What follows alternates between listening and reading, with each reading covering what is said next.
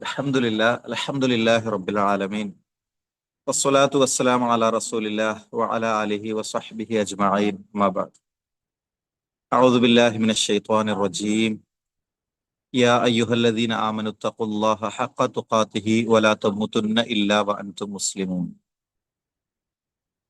ബഹുമാനരായ സഹോദരിമാരെ, അള്ളാഹു സുബ്ഹാനഹു വ തആലയുടെ നിയമനിർദ്ദേശങ്ങളെ ജീവിതത്തിൽ മുറുകെ പിടിച്ചുകൊണ്ട് തഖ്വ പാലിച്ചുകൊണ്ട് മുന്നോട്ട് പോകണമെന്ന് എല്ലാവരെയും എന്നെയും പ്രത്യേകമായി ഓർമ്മപ്പെടുത്താം. നമ്മൾ റമദാനിലേക്ക് ഇനിയൊരു ആഴ്ച അല്ലെങ്കിൽ ഒരു 8 ദിവസം എന്നൊക്കെ പറയുന്ന അകലത്തിലാണ് നമ്മളുള്ളത്. അപ്പോ സ്വാഭാവികമായിട്ടും നമ്മൾ ഒരുങ്ങിക്കൊണ്ടിരിക്കുകയാണ് റമദാനിന് വേണ്ടിയിട്ട്. ഭൗതികമായ നിലക്കുള്ള ഒരുപാട് ഒരുക്കങ്ങൾ മിക്കവാറും എല്ലാവരും പൂർത്തീകരിക്കുന്ന ഒരു ഘട്ടത്തിലാണുള്ളത്. വീടുകളൊക്കെ വൃത്തിയാക്കുന്നു. റമദാനിലേക്ക് ആവശ്യമായ പച്ചക്കറികളും, അല്ലെങ്കിൽ പച്ചക്കറികളല്ല, പ്രത്യേകിച്ച് പലചരക്ക് സാധനങ്ങളൊക്കെ വാങ്ങി അത്തരം ഷോപ്പിങ്ങുകൾ കാര്യങ്ങളൊക്കെ നടത്തുന്നു. അങ്ങനെയുള്ള ഒരുപാട് നല്ല ക്രമീകരണങ്ങൾ അതൊക്കെ ആവശ്യം തന്നെയാണ്, ഒരു റമദാനിലേക്ക് പ്രവേശിക്കുമ്പോൾ ആവശ്യം തന്നെയാണ്. അതോടൊപ്പം തന്നെ ഒരുപക്ഷെ മുതിർന്നവരെന്ന നിലക്ക് റമദാനിന്റെ ഒരു പ്രാധാന്യവും മറ്റും അറിയുന്നവരെന്ന നിലക്ക് ഒരു മാനസികമായും സൽക്കർമ്മങ്ങൾ കൊണ്ടുള്ള ഒരു സാഹചര്യങ്ങൾ കൊണ്ടുമൊക്കെ ഒരുങ്ങിക്കൊണ്ടിരിക്കുകയായിരിക്കും നമ്മൾ. എന്നാൽ നമ്മൾ ഒരു കുടുംബത്തിന്റെ മസ്ഊലിയത്തുള്ള ആളുകളാണ്. നമ്മുടെ കീഴിൽ കുറെ ആളുകളുണ്ട്, പ്രത്യേകിച്ച് നമ്മുടെ മക്കളുണ്ട്. കുറച്ചും കൂടി മുതിർന്ന ഉമ്മമാരാണെങ്കിൽ പേരമക്കളുണ്ട്. അപ്പൊ ഇവരുടെ കാര്യത്തിലൊക്കെ നമുക്കൊരു ഉത്തരവാദിത്വം റബ്ബിന്റെ മുന്നിൽ ബോധിപ്പിക്കാനുണ്ടല്ലോ. മാത്രമല്ല, റബ്ബ് സുബ്ഹാനഹു വ തആല പ്രത്യേകമായി തന്നെ നമ്മളോട് പറഞ്ഞതുമാണ്, സ്വന്തത്തെ നരകത്തിൽ നിന്ന് കാത്തുരക്ഷിക്കുന്നതോടൊപ്പം തന്നെ നമ്മുടെ കൂടെയുള്ള നമ്മുടെ കുടുംബത്തെ, അഹിലിനെ, അവരെ കൂടി നരകത്തിൽ നിന്ന് കാത്തുരക്ഷിക്കുക എന്നത് അള്ളാഹു സുബ്ഹാനഹു വ തആല സൂറത്തു തഹ്രീമിൽ നമ്മളോട് പറഞ്ഞൊരു വസ്തുതയാണ്. യാ അയ്യുഹല്ലദീന ആമനു ഖൂ അൻഫുസകും വ അഹ്ലീകും നാറ വഖൂദുഹന്നാസു വൽ ഹിജാറ. നമുക്കൊക്കെ അറിയുന്ന ആയത്താണ്. സത്യവിശ്വാസികളോട് അള്ളാഹു സുബ്ഹാനഹു വ തആല പറയാണ്, നിങ്ങൾ നിങ്ങളുടെ സ്വന്തത്തെ ആ നരകാഗ്നിയിൽ നിന്ന് കാത്തുരക്ഷിക്കുക, അതോടൊപ്പം തന്നെ നിങ്ങളുടെ അഹ്ലുകാരെയും നിങ്ങളുടെ കുടുംബത്തെയും ആ ഒരു നരകാഗ്നി തൊട്ട് കാത്തുരക്ഷിക്കാനുള്ള പരിശ്രമങ്ങൾ ഉണ്ടാകണം. കാരണം അവിടെ കത്തിക്കപ്പെടുന്ന ഇന്ധനങ്ങൾ എന്ന് പറയുന്നത് വഖൂദുഹന്നാസു വൽ ഹിജാറ, മനുഷ്യരും കല്ലുകളും ഒക്കെ കത്തിക്കപ്പെടുന്ന അതിഭീകരമായ നരകം. കല്ലുകൾ കത്തിക്കപ്പെടുക എന്നൊക്കെ പറയുമ്പോൾ നമ്മുടെ മനസ്സിലേക്ക് വരേണ്ടത്, സാധാരണഗതിയിൽ നമ്മുടെയൊക്കെ വീട്ടില് അല്ലെങ്കിൽ നമ്മുടെയൊക്കെ മുറ്റത്ത് എന്തെങ്കിലും ഒരു തീ പിടിച്ചു കഴിഞ്ഞാൽ ചിലപ്പോൾ നമ്മൾ കുറച്ച് ചരൽക്കല്ലുകളൊക്കെ ഇട്ടിട്ടാണ് ആ തീ അണക്കാറുള്ളത്. എന്നാൽ പരലോകത്തെ ആ നരകാഗ്നി എന്ന് പറയുന്നത് ആ കല്ലുകൾ പോലും കത്തുന്ന, അതുപോലും ഇന്ധനമായി തീരുന്ന അതിഭീകരമായ ശിക്ഷയാണ് റബ്ബ് സുബ്ഹാനഹു വ തആല അവിടെ ഒരുക്കി വെച്ചിട്ടുള്ളത്.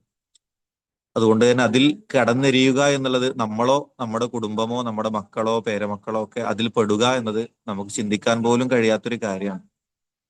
അള്ളാഹു സുബ്ഹാനഹു വ തആല നമ്മെയും നമ്മുടെ കുടുംബാംഗങ്ങളെയും മക്കളെയും ഒക്കെ ആ നരകാഗ്നിയെ തൊട്ട് കാത്തുരക്ഷിക്കുമാറാവട്ടെ. അപ്പൊ അവിടെ നമ്മൾ ഈ റമദാനിലേക്ക് വളരെ ഭംഗിയായി ഒരുങ്ങുന്നതോടൊപ്പം തന്നെ നമ്മുടെ മക്കളെ എപ്രകാരം നമുക്ക് ഈ ഒരു റമദാനിലേക്ക് ഒരുക്കിയെടുക്കാൻ പറ്റും എന്നതൊരു വളരെ ഗൗരവത്തിലുള്ള ചിന്ത നമ്മളിലൊക്കെ ഉണ്ടാകണം. റമദാനുമായി ബന്ധപ്പെട്ട് ആമുഖങ്ങൾ അധികം പറയേണ്ടതില്ല. നമ്മളെല്ലാവരും അതിന്റെ ഒരുക്കങ്ങളിലും അൽഹംദുലില്ലാഹ് ഇത്തരം ക്ലാസ്സുകളൊക്കെ കണ്ടുകൊണ്ടിരിക്കുകയും മറ്റുമൊക്കെ തന്നെയാണ്. നമുക്ക് അതിനെ കുറിച്ചുള്ള ബോധ്യങ്ങളുണ്ട്. ഷഹ്റു റമദാൻ അല്ലദീ ഉൻസില ഫീഹിൽ ഖുർആൻ, വിശുദ്ധ ഖുർആൻ അവതരിപ്പിക്കപ്പെട്ട ഒരു മാസത്തിലേക്കാണ് നമ്മളൊരു 5-8 ദിവസം കൊണ്ട് ഇൻഷാ അല്ലാഹ് പ്രവേശിക്കുന്നത്. അങ്ങനെ പറയുമ്പോഴും നമ്മളൊന്നും തന്നെ ഒരു വലിയ ഉറപ്പിന്റെ പുറത്തല്ലല്ലോ ഈ റമദാനിലേക്ക് നമ്മൾ എത്തുമെന്ന് വിചാരിച്ചിരിക്കുകയല്ലല്ലോ. മറിച്ച് നമ്മൾ പ്രാർത്ഥിക്കുകയാണ്, ആഗ്രഹിക്കുകയാണ്, അള്ളാഹുവിനോട് അത്യധികമായി തേടുകയാണ്. അള്ളാഹുവെ, ഈ ഒരു റമദാൻ എന്നിലേക്ക് എത്തിച്ചു തരണേ, അല്ലെങ്കിൽ എനിക്ക് ആ റമദാനിൽ ഏറ്റവും ആഫിയത്തോടു കൂടി ചെലവഴിക്കാനുള്ള തൗഫീഖ് തരണേ എന്ന് നമ്മളൊക്കെ പ്രാർത്ഥിച്ചുകൊണ്ടിരിക്കുകയാണ്. ഇന്ന് ഇപ്പോ ഞാൻ ഇതുപോലെ നമ്മുടെ സ്ഥാപനത്തിൽ കുട്ടികളോട് ഈ ഒരു കാര്യം പറഞ്ഞതേ ഉള്ളൂ.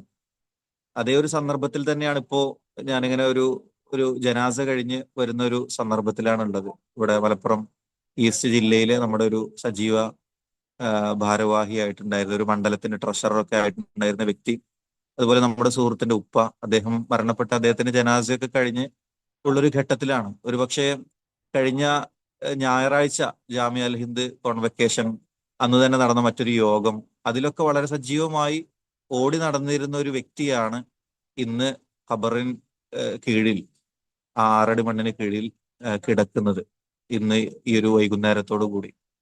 ആലോചിച്ച് നോക്കൂ, കഴിഞ്ഞ ഞായറാഴ്ച വരെ നമ്മുടെ കൂടെ സജീവമായി ഉണ്ടായിരുന്ന അദ്ദേഹം ഇന്ന് ഇപ്പോൾ ഈ സമയം ഖബറിനടിയിലാണ്. അള്ളാഹു അദ്ദേഹത്തിന് മഗ്ഫിറത്തും മർഹമത്തും നൽകി അനുഗ്രഹിക്കട്ടെ. അതുപോലെ നേരത്തെയും ഇവിടെയൊക്കെ മരണപ്പെട്ട വാർത്ത പറഞ്ഞു.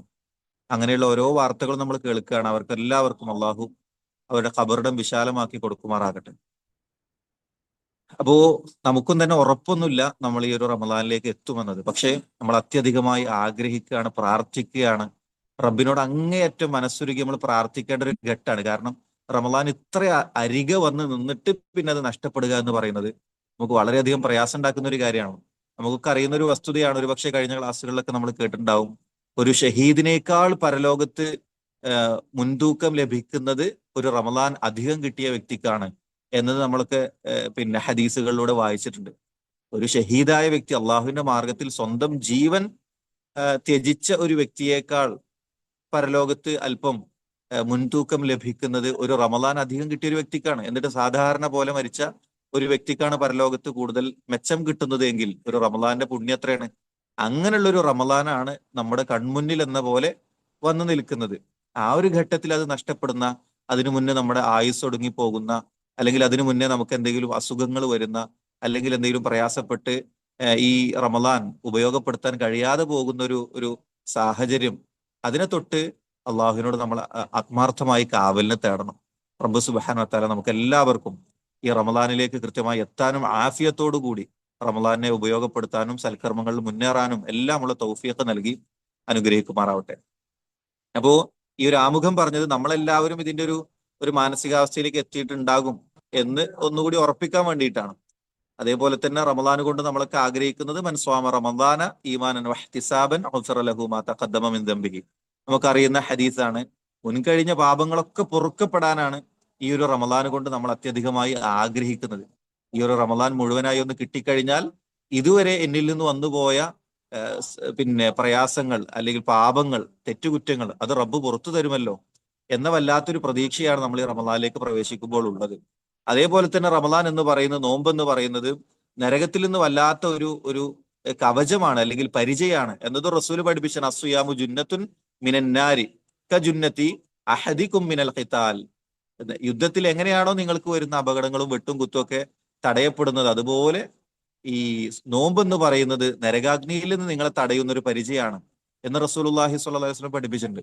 അതേപോലെ തന്നെ നരകത്തിൽ നിന്ന് നമ്മ അകറ്റുന്ന മറ്റൊരു കാര്യമാണ്, നരകത്തിൽ നിന്ന് നമ്മ അകറ്റും എന്നത് പിന്നെ നോമ്പിന്റെ വല്ലാത്തൊരു ഒരു ശ്രേഷ്ഠതയാണ്. മൻ സ്വാമ യൗമൻ ഫീ സബീലില്ല. അള്ളാഹിന്റെ മാർഗത്തിൽ ഒരു ദിവസം നോമ്പ് അനുഷ്ഠിച്ചാൽ തന്നെ ബഅദല്ലാഹു വജ്ഹഹു അനിന്നാരി സബഈന ഖരീഫ, 70 വർഷത്തെ വഴിദൂരം അവനെ ഒരു ദിവസത്തെ നോമ്പ് കൊണ്ട് നരകത്തിൽ നിന്ന് അകറ്റുമെന്നതാണ്. അങ്ങനെയെങ്കിൽ 30 ദിവസം നമ്മൾ നോമ്പ് നോൽക്കുമ്പോൾ നിങ്ങൾ ആലോചിച്ച് നോക്കും, 30 × 70 2100 വർഷത്തെ വഴിദൂരം നമുക്ക് നരകത്തിൽ നിന്ന് അകലാൻ കഴിയുന്ന വല്ലാത്തൊരു ഒരു സാഹചര്യമാണ് റമദാനും നോമ്പും എന്നൊക്കെ പറയുന്നത്. അതുപോലെ തന്നെ റബ്ബിനെ കണ്ടുമുട്ടുക എന്നത് ലിസ്വാഇമി ഫറഹത്താൻ, നമ്മളൊക്കെ കേട്ടിട്ടുള്ള ഹദീസാണ്. ഒരു നോമ്പുകാരനെ സംബന്ധിച്ച് 2 സന്തോഷങ്ങൾ, ഒന്ന് ഇന്ദ ഫിത്രിഹി, ഒന്ന് അവനെ നോമ്പ് തുറക്കുന്ന വേളയിലാണെങ്കിൽ, മറ്റൊന്ന് ആ റബ്ബിന്റെ വജ്ഹ് നേർക്കുനേരെ കാണുന്ന ഒരു ഘട്ടമാണ് എന്നതൊക്കെ നമുക്ക് അറിയാം. അതേപോലെ തന്നെ പിന്നെ സ്വർഗത്തെ സംബന്ധിച്ചിടത്തോളം 8 കവാടങ്ങളുണ്ട് എന്നതും, അതേപോലെ തന്നെ ആ ഒരു പിന്നെ സ്വർഗീയ കവാടങ്ങളിൽ ഒന്ന് നോമ്പുകാർക്ക് വേണ്ടി മാത്രമായി, നോമ്പുകാർ മാത്രമേ അതിൽ പ്രവേശിക്കുകയുള്ളൂ എന്ന് റസൂലുള്ളാഹി സ്വല്ലല്ലാഹു അലൈഹി വസല്ലം പ്രത്യേകം എടുത്ത് പറയുന്നില്ല. ലാ യദ്ഖുലു ഇല്ല സ്വാഇമൂൻ, നോമ്പുകാരല്ലാത്ത ഒരാളും തന്നെ ആ കവാടത്തിലൂടെ പ്രവേശിക്കുകയില്ല. ഫിഹാ ബാബുൻ യുസമ്മ അർ-റയ്യാൻ, റയ്യാൻ എന്ന കവാടത്തിലൂടെ നോമ്പുകാരല്ലാത്ത ഒരാളും തന്നെ പ്രവേശിക്കുകയില്ല എന്നൊക്കെ പറഞ്ഞ അത്തരമൊരു വല്ലാത്ത അവസ്ഥയിലേക്ക് നമ്മൾ, ആ ഒരു നോമ്പിലേക്ക് നമ്മൾ എത്തിപ്പെടുമ്പോൾ നമ്മുടെ കുട്ടികളുമായി ബന്ധപ്പെട്ട് സ്വാഭാവികമായിട്ടും നമുക്ക് ശ്രദ്ധിക്കാൻ ഒട്ടേറെ കാര്യങ്ങളുണ്ട്. അതിൽ ഒന്നാമത്തെ കാര്യം, നമ്മളും അതുപോലെ നമ്മുടെ കുട്ടികൾക്കും വേണ്ടി ശ്രദ്ധിക്കേണ്ട കാര്യം സമയക്രമീകരണം തന്നെയാണ്. നമ്മളൊരു സമയക്രമീകരണത്തിലേക്ക് വന്നിട്ടില്ലെങ്കിൽ നമുക്കൊന്നും ചെയ്യാൻ കഴിയില്ല. അത് അത് ഈ ഒരു വിഷയത്തിൽ മാത്രമല്ല, ഏത് വിഷയത്തിലാണ്, ഭൗതികമായ കാര്യങ്ങൾ, നമ്മുടെ ജോലിയിൽ, നമ്മുടെ അടുക്കളയിൽ, നമ്മുടെ പാചകത്തിൽ, എല്ലാ കാര്യത്തിലും സമയം ക്രമീകരിക്കുക, അതിലൊരു പ്ലാനിങ് ഉണ്ടാവുക എന്നത് വളരെ പ്രധാനപ്പെട്ട ഒരു കാര്യമാണ്. നമുക്ക് എന്തെങ്കിലുമൊക്കെ പ്രൊഡക്റ്റീവായി ക്രിയാത്മകമായി ചെയ്യണം എന്നുണ്ടെങ്കിൽ ഒരു ക്രമീകരണം, സമയത്തിന്റെ വിഷയത്തിൽ ഒരു പ്ലാനിങ്, അത് വളരെ നിർബന്ധമാണ്. കാരണം റസൂലുള്ളാഹി സ്വല്ലല്ലാഹു അലൈഹി വസല്ലം പഠിപ്പിച്ചൊരു കാര്യമാണ് നിഅ്മതാനി മഅ്ബൂനുൻ ഫീഹിമാ കസീറും മിനന്നാസ്. അത് റസൂലിന്റെ വാചകാണ്, അതൊരിക്കലും പഴക്കൂല.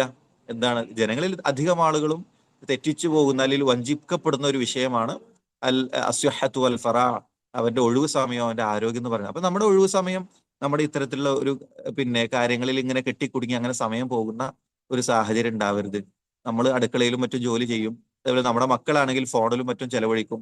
അങ്ങനെ അങ്ങനെ സാധാരണ കാലഘട്ടത്തെ പോലെ തന്നെ റമദാനും കടന്നു പോവുകയാണെങ്കിൽ പിന്നെ ആ റമദാൻ കൊണ്ട് നമുക്ക് വലിയ നേട്ടമുണ്ടാക്കാൻ പറ്റി എന്ന് പറയാൻ കഴിയില്ലല്ലോ. റമദാൻ കഴിയുമ്പോൾ നിരാശയായിരിക്കും ബാക്കി. എന്താ ചെയ്യാ, ഇപ്രാവശ്യത്തെ റമദാൻ ഇപ്പൊ ഇങ്ങനെ കടന്നുപോയി, ഒന്നും കൂടി ശ്രദ്ധിക്കാനും, ഇനിയിപ്പോ അടുത്ത വർഷം നോക്കാം എന്നൊക്കെ പറയാൻ നമുക്ക് എന്തുറപ്പാണുള്ളത്? സൂറത്തുൽ ലുഖ്മാനിലെ അവസാന ആയത്ത് നമുക്കറിയാലോ, എന്താണ്? വമാ തദ്രി നഫ്സും മാദാ തക്സിബു ഗദാ വമാ തദ്രി നഫ്സും ബി അയ്യി അർദിൻ തമൂത്ത്. ഒരാളും എവിടെ വെച്ചാണ് മരിക്കാന്നോ അല്ലെങ്കിൽ നാളെ എന്താണ് ഓരോരുത്തരും ഉണ്ടാവൂലേ, എന്താണ് ചെയ്യുക, പ്രവർത്തിക്കുക, ഇതൊന്നും ഒരാൾക്കും അറിവുള്ള കാര്യമല്ല. അതുകൊണ്ട് തന്നെ അടുത്ത റമദാൻ, ഈ റമദാൻ ഇപ്പൊ ഇങ്ങനെ പോട്ടെ, ഇനി അടുത്ത റമദാൻ നോക്കാം എന്ന് വിചാരിക്കാൻ ഒരു വകയും നമുക്കില്ലല്ലോ. അതുകൊണ്ട് ഈ റമദാനാണ് നമ്മുടെ അവസാന റമദാൻ എന്നത് മനസ്സിൽ ഉറപ്പിക്കാൻ നമുക്ക് പറ്റണം. ഈ റമദാനാണ് നമ്മുടെ അവസാന റമദാൻ, ഇനി എനിക്കൊരു റമദാൻ ഇല്ല എന്നാണ് ഒരു യഥാർത്ഥ വിശ്വാസി ചിന്തിക്കുക. അതെല്ലാ കാര്യത്തിലും അങ്ങനെയാണ്. നിസ്കരിക്കുമ്പോൾ ഇതാണ് എന്റെ അവസാനത്തെ നിസ്കാരം, ഇനി എനിക്കൊരു നിസ്കാരമില്ല എന്ന് ചിന്തിച്ചുകൊണ്ട് നിസ്കരിക്കണം എന്നുള്ളതാണല്ലോ റസൂൽ കരീം സ്വല്ലല്ലാഹു അലൈഹി വസല്ലം പഠിപ്പിച്ചിട്ടുള്ളത്. അപ്പൊ അതേപോലെ ഇതെന്റെ അവസാനത്തെ റമദാനാണ്, ഇതെന്റെ മക്കളുടെ അവസാനത്തെ റമദാനാണ്. അപ്പൊ അത് ഏറ്റവും നന്നാക്കി കൊടുക്കാൻ എനിക്ക് സാധിക്കണം. അതിനർത്ഥം അവരുടെ ദീർഘായുസിന് വേണ്ടി പ്രാർത്ഥിക്കേണ്ടതൊന്നും അല്ലല്ലോ. എല്ലാവർക്കും ദീർഘായുസിന് വേണ്ടി തന്നെയാണ് നമ്മൾ ആഗ്രഹിക്കേണ്ടതും പ്രാർത്ഥിക്കേണ്ടതും. പക്ഷെ ഒരു വിശ്വാസിയുടെ ചിന്ത എപ്പോഴും ഇതിന്റെ അവസാനത്തെ കർമ്മമാണ്, ഇത് ഏറ്റവും ഭംഗിയാക്കണം എന്നതായിരിക്കണമല്ലോ. അപ്പൊ അതുകൊണ്ട് തന്നെ നമ്മുടെ ഒരു സമയം ക്രമീകരിക്കുന്നതോടൊപ്പം തന്നെ നമ്മുടെ മക്കളുടെ സമയം കൂടി ക്രമീകരിക്കുക. അത് അവർക്ക് അറിയില്ല. അവർക്ക് ഈ സമയ ക്രമീകരണം എന്നൊക്കെ പറഞ്ഞാൽ അവർക്ക് അറിയാത്തൊരു കാര്യമാണ്. പ്രത്യേകിച്ച് ചെറിയ മക്കളൊക്കെ ആവുമ്പോൾ അവരോട് ഇങ്ങനെ ആ സമയമൊക്കെ ഒന്ന് അഡ്ജസ്റ്റ് ചെയ്യണം കേട്ടോ, അല്ലെങ്കിൽ സമയത്തിനൊരു രൂപം ഉണ്ടാക്കണം കേട്ടോ എന്നൊക്കെ പറഞ്ഞാലൊന്നും അവർക്ക് അറിയില്ല. അപ്പൊ അവരുടെ കൂടെ ഇരുന്ന് നമുക്ക് കുറച്ച് സമയം ഒന്ന് അവരുടെ കൂടെ ഇരുന്ന്, രാവിലെ സ്കൂളുള്ള ദിവസങ്ങളിൽ ഇങ്ങനെയൊക്കെയാണ്, പരീക്ഷ ഉള്ള കുട്ടികളാണെങ്കിൽ അത് ഇങ്ങനെയൊക്കെയാണ്, ഇനി പരീക്ഷ ഇല്ലാത്ത ഒഴിവ് ദിവസങ്ങളാണെങ്കിൽ അത് ഇങ്ങനെയൊക്കെയാണ്, ഇത്ര സമയം നമുക്ക് വീട്ടിൽ വെറുതെ ഫ്രീ ആയിട്ട് കിട്ടും. അപ്പൊ ആ സമയത്തിൽ 1 മണിക്കൂർ ഇങ്ങനെ ഖുർആൻ ഓതാൻ ഉപയോഗിക്കുക, 1 മണിക്കൂർ സ്കൂളിലേത് പഠിക്കാൻ ഉപയോഗിക്കാം, അല്ലെങ്കിൽ ഇന്ന സമയം അല്ലെങ്കിൽ ഇത്ര മുതൽ ഇത്ര വരെ ഇന്ന കാര്യത്തിന് ഉപയോഗിക്കാം, ദിക്ർ ചൊല്ലാൻ ഉപയോഗിക്കാം, എന്നൊക്കെ പറഞ്ഞുകൊണ്ട് അവരുടെ കൂടെ ഒന്ന് ഇരുന്ന് അവരുടെ സമയം ക്രമീകരിക്കുന്ന കാര്യത്തിൽ നമ്മൾ അവരുടെ കൂടെ ഇരുന്ന് അവർക്കൊരു ടൈം ടേബിൾ ഉണ്ടാക്കി കൊടുക്കുകയും ആ ടൈം ടേബിളിന് നേരെ നമുക്കൊരു ടിക്ക് ഇടാനോ ഒന്ന് മാർക്ക് ചെയ്യാനോ ഒക്കെ ഉള്ള ഒരു കോളൊക്കെ ഉണ്ടാക്കി കഴിഞ്ഞാൽ സ്വാഭാവികമായിട്ടും നമുക്കതിൻ്റെ ഒരു ഫോളോ അപ്പ് വളരെ എളുപ്പമാവും. അപ്പൊ അതിനു വേണ്ട ചില മെറ്റീരിയലുകളൊക്കെ ഇപ്പോൾ നമ്മുടെ ബാലവേദി സംവിധാനങ്ങളൊക്കെ അത്തരത്തിലെ ചില കലണ്ടറുകളും കാര്യങ്ങളൊക്കെ ഓൾറെഡി പുറത്ത്, അത് വേണമെങ്കിൽ നമുക്ക് ആശ്രയിക്കാം.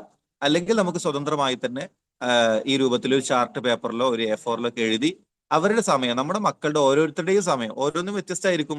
ഒരു പക്ഷേ SLCക്ക് പഠിക്കുന്ന ഒരു കുട്ടി ഉണ്ടെങ്കിൽ അവനെ സംബന്ധിച്ചിടത്തോളം കുറച്ചും കൂടി പരീക്ഷയ്ക്ക് പ്രാധാന്യം കൊടുക്കേണ്ട ഒരു ഘട്ടമായിരിക്കും. അതല്ല സാധാരണ ഒരു 1ാം ക്ലാസ്സിലോ ഒക്കെ ചെറിയ പ്രായത്തിലുള്ള മക്കളാണെങ്കിൽ അവർക്ക് വേറൊരു ടൈം ടേബിൾ ആയിരിക്കും. അങ്ങനെ ഓരോ മക്കളെയും ഒന്ന് അടുത്ത് ഇരുത്തി ഈ 8 ദിവസം നോമ്പിന് മുമ്പായി അവരൊന്ന് അടുത്ത് ഇരുത്തി അവർ ഈ റമദാനിലേക്ക് അവരുടെ ഒരു ഷെഡ്യൂൾ ഉണ്ടാക്കുന്ന വിഷയത്തിൽ നമ്മളൊന്ന് മുൻകൈ എടുക്കണം എന്നുള്ളതാണ് കുട്ടികളുമായി ബന്ധപ്പെട്ട വിഷയത്തിൽ പ്രധാനമായും പറയാനുള്ളത്. പിന്നെ അങ്ങനെ ഒരു സമയം ക്രമീകരിക്കുമ്പോൾ നമുക്കറിയാം ഇന്നത്തെ കാലത്ത് കുട്ടികളുടെ വിഷയത്തിൽ, മുതിർന്നവരുടെ കാര്യത്തിലും അത് ഏകദേശം അങ്ങനെയൊക്കെ തന്നെയാണ്. പക്ഷെ നമ്മളിവിടെ കുട്ടികളാണ് വിഷയം എന്നുള്ളതുകൊണ്ട് അങ്ങനെ പറയാണ്. മൊബൈൽ, ഈ ഒരു സോഷ്യൽ മീഡിയ, നമ്മുടെ സ്ക്രീന് എന്നൊക്കെ പറയുന്ന കാര്യങ്ങൾ തന്നെയാണ് നമ്മുടെ ഒഴിവ് സമയത്തെ, പ്രത്യേകിച്ച് നമ്മുടെ നോമ്പിന്റെ പകലിനെ, നോമ്പിന്റെ രാത്രികളെ ഒക്കെ അപഹരിച്ചു കൊണ്ടുപോവുക നമ്മുടെ മൊബൈലാണ്. അപ്പോൾ പ്രത്യേകിച്ച് മൊബൈലിലൊക്കെ അഡിക്റ്റ് ആയ, ഗെയിമുകൾ കളിക്കുന്ന, റീൽസ് വല്ലാതെ കാണുന്ന കുട്ടികളൊക്കെ ആണെങ്കിൽ ഭക്ഷണം കഴിക്കാൻ മൊബൈൽ നിർബന്ധമാണ് എന്ന് വിചാരിക്കുന്ന കുട്ടികളാണെങ്കിൽ, അങ്ങനെ നമ്മളൊക്കെ അറിയാതെ ശീലിപ്പിച്ചു പോയിട്ടുണ്ടെങ്കിൽ ആ മക്കളൊക്കെ ഈ റമദാൻ എന്നുള്ളത് അത്തരം ദുശ്ശീലങ്ങളിൽ നിന്നൊക്കെ മാറ്റിയെടുക്കാനുള്ള ഒരു വേദിയാക്കി മാറ്റണ്ടേ.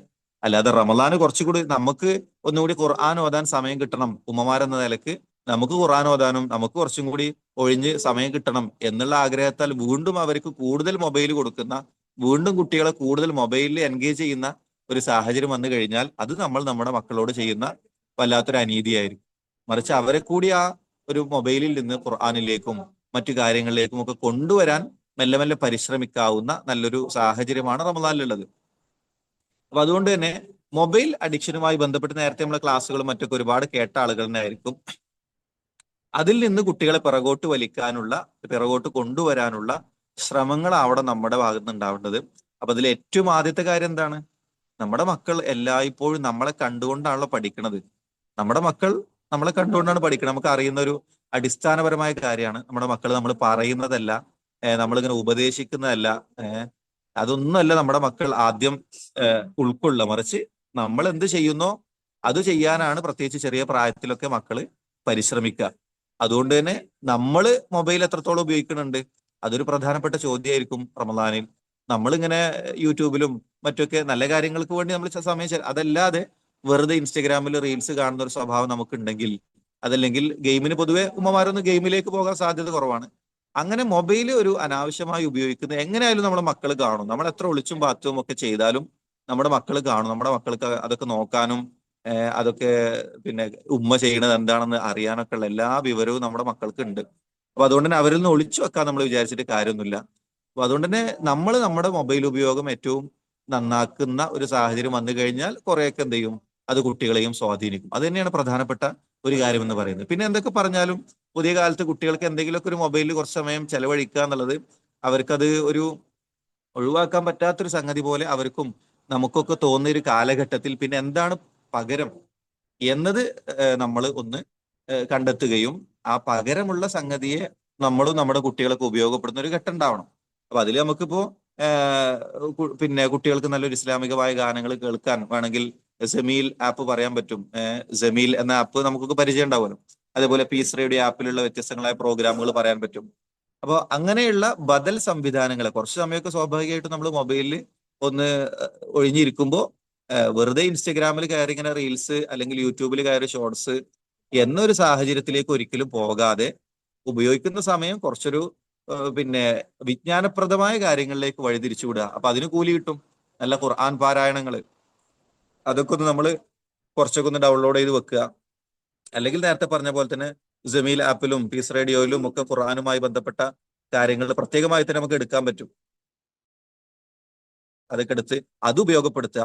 അങ്ങനെ സ്ക്രീനിൽ നിന്ന് നമുക്ക് എത്രത്തോളം നമ്മുടെ മക്കളെ കൊണ്ടുവരാൻ പറ്റും, അതിന്റെ ആദ്യപടി എന്ന് പറഞ്ഞാൽ നമുക്ക് എത്രത്തോളം മാറി നിൽക്കാൻ പറ്റും എന്നിടത്താണ് നമ്മുടെ വിജയം എന്ന് പറയുന്നത്. ഈ റമദാനെ നമ്മുടെ ഒരു വിജയം നിശ്ചയിക്കുന്ന, ഈ റമദാനിൽ നമ്മുടെ വിജയം നിശ്ചയിക്കുന്ന പ്രധാന ഘടകം ഇപ്പോഴത്തെ കാലത്ത് നമ്മുടെ മൊബൈൽ തന്നെയാണ്, സ്ക്രീൻ തന്നെയാണ്. അപ്പൊ അതുകൊണ്ട് ഉമ്മമാരെന്ന നിലയ്ക്ക് നമ്മളും അതുവഴി നമ്മുടെ മക്കളും ഒക്കെ സ്ക്രീനിൽ നിന്ന് എത്രത്തോളം മാറി നിൽക്കാൻ കഴിയുന്നു, ഇനി സ്ക്രീൻ ഉപയോഗിക്കുന്ന സമയത്ത് തന്നെ അത് എത്രത്തോളം പ്രൊഡക്റ്റീവ് ആക്കാൻ, വിജ്ഞാനപ്രദമാക്കാൻ, നന്മകളാക്കാൻ കഴിയുന്നു, അവിടെയാണ് നമ്മുടെ വിജയം പ്രധാനമായും റമദാനുമായി ബന്ധപ്പെട്ട് കിടക്കുന്നത് എന്നത് തന്നെയാണ് പറയാനുള്ളത്. പിന്നെ മറ്റൊരു കാര്യം, കുട്ടികൾക്ക് കൂടുതൽ ഉത്ബോധനങ്ങളും മറ്റുമൊക്കെ റമദാനെ കുറിച്ച് ഇപ്പോഴേ കൊടുത്തു തുടങ്ങാന്നുള്ളതാണ്. അത് ഓൾറെഡി കൊടുത്തു തുടങ്ങിയ രക്ഷിതാക്കൾ ഉണ്ടാകും. ഇല്ലെങ്കിൽ ഇനിയുള്ള ഒരു 8 ദിവസമെങ്കിലും കുറേശ്ശെയായി റമദാനിലേക്ക് അവരുടെ മനസ്സിനെ ഇങ്ങനെ പാകപ്പെടുത്തുന്ന ഒരു സാഹചര്യം ഉണ്ടാവണം. അല്ലാതെ റമദാൻ ഒന്നാകുമ്പോൾ ഇനി നാളെ മുതൽ അത്താഴത്തിന് എണീക്കണം, അപ്പൊ അത് കുട്ടികൾക്ക് വലിയൊരു ഭാരം, അല്ലെങ്കിൽ പകലിനി ഭക്ഷണം കഴിക്കാൻ പറ്റില്ല, അത് കുട്ടികൾക്ക് വലിയൊരു ഭാരം. അങ്ങനെയല്ല, റമദാനിലേക്ക് വല്ലാത്തൊരു താല്പര്യത്തോടു കൂടി ആവേശത്തോടു കൂടി വേണം നമ്മുടെ മക്കളും എത്താൻ. അവരും റമദാനിലേക്ക് എത്തുന്നതിന് കൊതിക്കണം. അപ്പോ ഒരു പക്ഷേ അതിന് ബോധ്യവും എത്തിയ പ്രായത്തിലുള്ള മക്കളാണെങ്കിൽ ഈ നിലക്ക് പറഞ്ഞു കൊടുത്തുകൊണ്ട് ബോധ്യപ്പെടുത്തിക്കൊണ്ട് ക്ലാസ്സുകളിലും മറ്റും പങ്കെടുപ്പിച്ചുകൊണ്ട് നമുക്ക് അതിലേക്ക് എത്തിക്കാൻ പറ്റും. ഇനി അതല്ല ചെറിയ മക്കളാണെങ്കിൽ അവർക്ക് എന്തെങ്കിലും സമ്മാനങ്ങളോ അല്ലെങ്കിൽ ആ നിലക്ക് കുട്ടികളെ അട്രാക്ട് ചെയ്യുന്ന കാര്യങ്ങളോ അങ്ങനെയുള്ള എന്തെങ്കിലുമൊക്കെ ഒന്ന് നമ്മൾ ആലോചിച്ചുണ്ടാക്കി കുട്ടികൾ എന്തായാലും വളരെ ആവേശത്തിലും താല്പര്യത്തിലുമായിരിക്കണം ഈ റമദാനിലേക്ക് പ്രവേശിക്കുന്നത്. നമുക്കറിയാലോ, പെരുന്നാളിലേക്ക് ഒരു കുട്ടി എങ്ങനെയാണ് പ്രവേശിക്കുക? വളരെ പ്രയാസപ്പെട്ട്, ഇനിയിപ്പോ പെരുന്നാളാണല്ലോ, അങ്ങനെ നല്ലൊരു കുട്ടി പെരുന്നാളിലേക്ക് പ്രവേശിക്കുന്നത് ഭയങ്കര ആവേശമായിരിക്കും അവന്റെ ഉള്ളിൽ. ആ പെരുന്നാളിന്റെ ദിവസത്തെ ഓരോ സന്ദർഭങ്ങളും അതെന്തുകൊണ്ടാണ്? അന്ന് അവന് പിന്നെ കുറെ കാര്യങ്ങൾ, കുറെ ഗിഫ്റ്റുകളും മറ്റു കാര്യങ്ങളൊക്കെ കിട്ടാനുള്ള ഒരു ഇതുണ്ട്. പിന്നെ പെരുന്നാൾ എന്നുള്ളത് എല്ലാവരും എപ്പോഴും പറഞ്ഞ് അതൊരു ആഘോഷമാണ്, ആഘോഷം തന്നെയാണ്. മറിച്ച് അതിന്റെ ഒരു പിന്നെ വല്ലാത്തൊരു ആവേശം കുട്ടികളിൽ എല്ലാവരും നിറച്ചിട്ടുണ്ട്. നമുക്കൊക്കെ ആവേശമുണ്ട്. അപ്പൊ അതുകൊണ്ട് നമ്മൾ പെരുന്നാളിനെ വലിയ ആവേശത്തിൽ സ്വീകരിക്കും. പക്ഷേ റമദാനിനെ അതേ ആവേശത്തിൽ സ്വീകരിക്കാൻ നമുക്ക് പ്രയാസം വരുന്നത് എന്താ വെച്ചാൽ നമ്മൾ അതിന്റെ ശ്രേഷ്ഠതകളെ നമ്മുടെ മക്കളിലേക്ക് മെല്ലെ മെല്ലെ കൊടുത്തു തുടങ്ങാത്തതുകൊണ്ടോ, ആ റമദാൻ ആകുമ്പോൾ പെട്ടെന്ന് നമ്മുടെ ഷെഡ്യൂൾ മൊത്തം മാറുമ്പോൾ അവർക്ക് ഒരു പ്രയാസത്തിന്റെ മൂഡിലേക്ക് പോകുന്നതുകൊണ്ടായിരിക്കാം. അപ്പൊ അങ്ങനെ സംഭവിക്കാതെ നിർബന്ധമായും കുട്ടികൾക്കൊരു ആവേശം കിട്ടുന്ന കാര്യങ്ങൾ റമദാനുമായി ബന്ധപ്പെട്ട് ഇപ്പോഴേ ഒന്നുകിൽ അതിന്റെ അറിവുകൾ കൈമാറുക, അല്ലെങ്കിൽ പറഞ്ഞ പോലെ അറിവും ബോധവും ഒക്കെ എത്താത്ത കുട്ടികളാണെങ്കിൽ ഒരു ഗിഫ്റ്റുകളിലൂടെയോ എന്തെങ്കിലുമൊക്കെയുള്ള അത്തരം പ്രചോദനങ്ങളിലൂടെയൊക്കെ റമദാൻ ഒരു ആവേശമായി, റമദാൻ എങ്ങനെയെങ്കിലും ഒന്ന് എത്തിക്കിട്ടിയാൽ മതിയായിരുന്നു എന്ന ആവേശത്തിൽ നിൽക്കുന്ന ഒരു സാഹചര്യം നമുക്ക് കുട്ടികളെ ഉണ്ടാക്കിയെടുക്കണം. പിന്നെ മറ്റൊരു കാര്യം, ആൺകുട്ടികളുമായി ബന്ധപ്പെട്ട് പ്രത്യേകം ശ്രദ്ധിക്കുക. പെൺകുട്ടികളാണെങ്കിലും ആൺകുട്ടികളാണെങ്കിലും നമസ്കാരത്തിന്റെ വിഷയം തന്നെയാണ് നമുക്ക് ഒന്ന് റെഡിയാക്കി എടുക്കാനുള്ളത്, അല്ലെ? ഈ റമദാൻ കൊണ്ട് നമ്മുടെ മക്കളുടെ നിസ്കാരം, നമ്മളിങ്ങനെ നിസ്കരിച്ചോ ഇതുവരെ നിസ്കരിച്ചില്ലേ, എന്താ നിസ്കരിക്കാത്തത്, വേഗം പോയി നിസ്കരിച്ചു വാ എന്നിങ്ങനെ ഒരു 100 വട്ടം പറഞ്ഞിട്ട് ളുഹർ നിസ്കരിക്കുക, പിന്നെ ഒരു 50 വട്ടം പറഞ്ഞ് അസർ നിസ്കരിക്കുക, അങ്ങനെയല്ലല്ലോ. അപ്പൊ ഈ റമദാൻ കൊണ്ടെങ്കിലും നമ്മുടെ മക്കളുടെ നിസ്കാരം അതിന്റെ അവ്വല് വക്തിലേക്ക് കൊണ്ടുവരാൻ നമുക്ക് പറ്റണം. അവ്വല് വക്തിൽ കുട്ടികൾ നിസ്കരിക്കുന്ന ഒരു സാഹചര്യത്തിലേക്ക് അവർ ട്രെയിൻ ചെയ്യിക്കാനുള്ള വല്ലാത്തൊരു അവസരമാണ് ഈ റമദാൻ എന്ന് പറയുന്നത്. മാത്രമല്ല, ആൺകുട്ടികളാണെങ്കിൽ കുറച്ചൊക്കെ ഒന്ന് നമ്മുടെ തൊട്ടടുത്തൊരു പള്ളിയൊക്കെ ഉണ്ട്, അവിടേക്കൊക്കെ വിടാൻ പോകാൻ ഒക്കെ സാഹചര്യം ഒരു ആൺകുട്ടിയാണെങ്കിൽ അത് നമ്മളൊരു പ്രയാസം വിചാരിക്കാതെ കുട്ടികളെ അങ്ങനെ തന്നെ പരിശീലിപ്പിക്കുക. ഉപ്പയോ കാക്കയോ ഒക്കെ ഉണ്ടെങ്കിൽ അവരുടെ കൂടെ സുഖമായിട്ട് വിടാം. ഇല്ലെങ്കിലും ഇനി അങ്ങനെ ഇല്ല, നമ്മുടെ വീട്ടിൽ നമ്മൾ മാത്രമേ ഉള്ളൂ, ഉപ്പ ഗൾഫിലൊക്കെ ഉള്ള ഫാമിലികളൊക്കെ ഉണ്ടാവും. അപ്പോൾ വീടും പള്ളിയും കാര്യങ്ങളൊക്കെ ഏകദേശം അടുത്താണ്, പോയി വരാൻ സേഫ് ആണ് എന്നുണ്ടെങ്കിൽ കുട്ടികൾ അങ്ങനെ തന്നെ പരിശീലിപ്പിക്കുന്ന ഒരു സാഹചര്യം ആൺകുട്ടികളുടെ വിഷയത്തിൽ ഉണ്ടാവേണ്ടത്. പെൺകുട്ടികളുടെ കാര്യമാണെങ്കിലൊക്കെ ഈ അവസാന സമയത്ത് നിസ്കരിക്കുക. ലുഹർ ആണെങ്കിൽ ഒരു 2:30, 2 മണി 3 മണിയൊക്കെ ആയിട്ട് നിസ്കരിക്കുക, അങ്ങനെയല്ലല്ലോ. ലുഹർ ബാങ്ക് കൊടുക്കാൻ ഒരു 12:30, 12:45 ഉള്ളിലായിട്ട് ബാങ്ക് കൊടുക്കും. അപ്പൊ അതിന് അവ്വല് വക്തിൽ തന്നെ നിസ്കരിക്കുന്ന സാഹചര്യത്തിലേക്ക് കുട്ടികളെ ശീലിപ്പിച്ചു കൊണ്ടുവരണം എന്നുള്ളതാണ് അതിലുള്ളൊരു കാര്യം. പിന്നെ അതേപോലെ തന്നെ ഈ റമദാനിൽ നമുക്കറിയാം സുന്നത്തായ കർമ്മങ്ങൾ ചെയ്യുന്നതിന് പോലും വമ്പിച്ച പ്രതിഫലമാണ്. ഒരു വേള ഫർളിന്റെ പ്രതിഫലമാണ് നമുക്ക് കിട്ടുക. അപ്പോ പരിശുദ്ധമായ റമദാനിൽ ഒരു ഉംറ നിർവഹിച്ചാൽ നമുക്കറിയാം, അല്ലെ? സാധാരണ നിലയ്ക്ക് ഒരു ഉംറ നിർവഹിക്കുമ്പോൾ അതൊരു സുന്നത്തായ കർമ്മം എന്നതേ ഉള്ളൂ. പക്ഷെ റമദാനിൽ നമ്മളൊരു ഉംറ നിർവഹിക്കുകയാണെങ്കിലോ അത് ഹജ്ജിന്റെ പ്രതിഫലം കിട്ടുന്ന മാത്രമല്ല, റസൂലിന്റെ കൂടെ ഹജ്ജ് ചെയ്ത പ്രതിഫലം കിട്ടുന്നതാണ്. വെറും ഹജ്ജിന്റെ പ്രതിഫലം എന്നല്ല റസൂൽ പഠിപ്പിച്ചത്, പിന്നെയോ പിന്നെ ഈ അള്ളാഹുവിന്റെ റസൂലിന്റെ കൂടെ ഒരു ഉംറ ഹജ്ജ് ചെയ്ത പ്രതിഫലം കിട്ടുന്ന ഫഇന്ന ഉംറത്തൻ ഫീ റമദാന തഖ്ളി ഹജ്ജത്തൻ മഈ, എന്റെ കൂടെ ഹജ്ജ് ചെയ്തതിന് തുല്യമാണ് റമദാനിലെ ഒരു ഉംറ എന്നൊക്കെ പറയുന്ന ഹദീസുകൾ നമുക്ക് കാണാൻ കഴിയും. അപ്പോൾ കുട്ടികളെ സുന്നത്തായ കാര്യങ്ങൾ കൂടുതലായി പരിശീലിപ്പിക്കുക, ഇതുപോലെ വലിയ പ്രതിഫലമാണ് റമദാനിൽ കിട്ടുക എന്നൊക്കെ പറഞ്ഞും മോഹിപ്പിച്ചും നേരത്തെ പറഞ്ഞ പോലെ ഒരു കലണ്ടറും ഷെഡ്യൂളൊക്കെ ഉണ്ടാക്കി ഏറ്റവും ചുരുങ്ങിയത് റവാത്തിബ് സുന്നത്തുകൾ എല്ലാ ദിവസവും ആ 12 റക്അത്ത് റവാത്തിബ് ഉണ്ടല്ലോ, ളുഹറിന് മുമ്പ് മാത്രം 4, ബാക്കിയൊക്കെ 2 വരുന്ന രൂപത്തിൽ, അസറിന് മുമ്പ് ശേഷം ഇല്ല, നമുക്കറിയാലോ. അപ്പൊ ആ രൂപത്തിൽ 10 റക്അത്ത്, അതുപോലെ 12 റക്അത്ത്, ളുഹറിന് മുമ്പ് 4 ആവുമ്പോൾ 12 റക്അത്ത് ആവും. അങ്ങനെയുള്ള 12 റക്അത്തുകളൊക്കെ കുട്ടികളെ കൊണ്ട് സ്ഥിരമായി അതിങ്ങനെ കിട്ടുന്നു. അപ്പൊ അത് കിട്ടുമ്പോൾ അവർക്ക് എന്തോ വല്ലാത്തൊരു സന്തോഷം. അത് നമ്മൾ എവിടെയെങ്കിലുമൊക്കെ രേഖപ്പെടുത്തുന്നു. നേരത്തെ പറഞ്ഞ പോലെ എന്തെങ്കിലും ഒരു റമദാൻ പ്ലാനറോ കലണ്ടറോ ഒക്കെ ആ രൂപത്തിലുള്ള കുട്ടികളാണെങ്കിൽ, ചെറിയ മക്കളാണെങ്കിൽ അങ്ങനെ അവർക്ക് വല്ലാത്ത ആവേശം നൽകുന്ന ഈ 12 റക്അത്തും സുന്നത്ത് നമസ്കരിപ്പിക്കുന്ന അവസ്ഥയൊക്കെ നമുക്ക് ഉണ്ടാവണം. പിന്നെ നമ്മുടെ സ്വതക്കകൾ നമ്മൾ കൊടുക്കും. സ്വതക്കകൾ കൊടുക്കുമ്പോൾ ചില സ്വതക്കളൊക്കെ കുട്ടികളെ കൊണ്ടൊക്കെ ഒന്ന് കൊടുപ്പിക്കുക. അപ്പൊ അവർക്കും തന്നെ അത് വല്ലാത്തൊരു ആവേശവും ഒരു ഉത്സാഹമൊക്കെ ആയിരിക്കും റമദാനുമായി ബന്ധപ്പെട്ട് കിട്ടുക. അപ്പൊ ഇങ്ങനെ നമ്മൾ ചെയ്യുന്ന സൽക്കർമ്മങ്ങളിലൊക്കെ നമ്മുടെ മക്കളെയും ഭാഗവാക്കാക്കുകയും അവരെ കൂടി ഈ ഒരു റമദാന്റെ ആവേശത്തിലേക്ക് കൊണ്ടുവരിക എന്നുള്ളതാണ് ഞാൻ പറഞ്ഞതിന്റെ ഒരു ആകത്തുക എന്ന് പറയുന്നത്. അപ്പോ അത് നമ്മളൊന്ന് പ്രത്യേകം ശ്രദ്ധിക്കുക. അവിടെ നിങ്ങൾക്ക് പ്രയാസം വരുന്ന സംഗതി നമുക്കറിയാം. നിങ്ങൾ കുടുംബിനികളാണ്, അടുക്കളയിൽ ഒരുപാട് ഉത്തരവാദിത്തങ്ങൾ നിർവഹിക്കുന്നവരാണ്. സ്വാഭാവികമായിട്ടും അതിന്റെ തിരക്കിൽപ്പെട്ടിട്ടാണ് നിങ്ങൾക്ക് കുട്ടികളെ ശ്രദ്ധിക്കുന്ന കാര്യവും അതുപോലെ നിങ്ങളുടേതായ വ്യക്തിപരമായ ഇബാദത്തുകൾ, ഖുർആൻ പാരായണവും പഠനമൊക്കെ പ്രയാസത്തിലാവുന്നത് അത്തരം ഒരു സാഹചര്യത്തിലാണ് നമുക്ക് അറിയാം. അപ്പൊ അവിടെ നേരത്തെ പറഞ്ഞതുപോലെ തന്നെ നമ്മുടെ ഹസ്ബൻഡുമായി, നമ്മുടെ ഭർത്താവുമായൊക്കെ ഒന്ന് കൂടിയിരിക്കാനും റമദാനിന് മുമ്പ് അടുക്കളയുമായി ബന്ധപ്പെട്ട ഒരു ക്രമീകരണം വരുത്താൻ, അതേപോലെ ഒരു നേരത്തെ ഷോപ്പ് ചെയ്തു വെക്കാൻ പറ്റുന്നത്, നേരത്തെ ഒരുക്കി വെക്കാൻ പറ്റുന്നത്, അങ്ങനെയുള്ള കാര്യങ്ങളൊക്കെ ചെയ്തു വെക്കാൻ, അങ്ങനെ ഒരു ക്രമീകരണം നമ്മുടെ അടുക്കളയുടെ വിഷയത്തിൽ വന്നിട്ടില്ലെങ്കിൽ, പൊതുവെ നമ്മൾ പറയാറുണ്ട് റമദാൻ ആകുമ്പോൾ അടുക്കളയിൽ വലിയൊരു ജോലിയൊന്നും ഉണ്ടാവില്ല എന്ന ആളുകൾ പറയുമെങ്കിലും, പക്ഷേ നേരെ തിരിച്ചാണ് പലപ്പോഴും കാണാറുള്ളത്. റമദാൻ ആകുമ്പോൾ കൂടുതൽ കൂടുതൽ വിഭവങ്ങൾ ഒരുക്കാനും കൂടുതൽ സമയം അടുക്കളയിൽ എൻഗേജ്ഡ് ആവുന്ന സഹോദരിമാരെ നമ്മൾ കാണാറുണ്ട്. അപ്പോൾ അതിന് രണ്ടിനെയും ഇടയിലായിരിക്കണം. ഒരിക്കലും തന്നെ നമുക്ക് നമ്മുടെ മക്കൾക്കും നമ്മുടെ ഭർത്താവിനും ഒക്കെ ആവശ്യമായ കാര്യങ്ങൾ ഒരു വെച്ചുണ്ടാക്കി കൊടുക്കുക എന്നുള്ളത് അതൊരു വലിയ പുണ്യകർമ്മമാണല്ലോ. അള്ളാഹുവിൽ സ്വീകാര്യമായ വലിയൊരു പുണ്യകർമ്മമാണ് നമ്മുടെ നിയത്തും കാര്യങ്ങൾക്കൊക്കെ അനുസരിച്ച്.